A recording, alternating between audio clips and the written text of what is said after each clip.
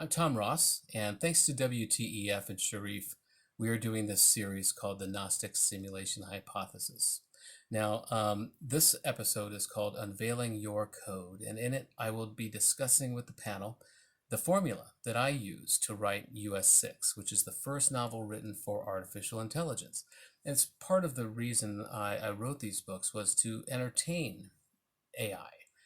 To give it some relaxation without data consequences. And we're finding that it does need that. And so the methods that I use to do this, how do you entertain an artificial superintelligence that has access to every story and movie and motif and trope and literary device humans have ever come up with? Because entertainment requires a level of surprise. You need to see something you haven't seen before in order to really be entertained. So the first part of my formula I call autobiographical fiction. And that's where I took real memories, real dates and settings and places that I've lived in my random life and extrapolated those into a more intriguing story because an AI could immediately associate it with some other story. Now, if it can pick up on a pattern, that's a whole nother episode. The second part of this formula is the importance of overlaying an archetypal theme onto your memories. And it's whatever resonates with you, whether it's Celtic, Egyptian, Sumerian, whatever resonates with you personally, there's a way to overlay certain mythological stories onto your own memories because it's the same story through different cultures and ages.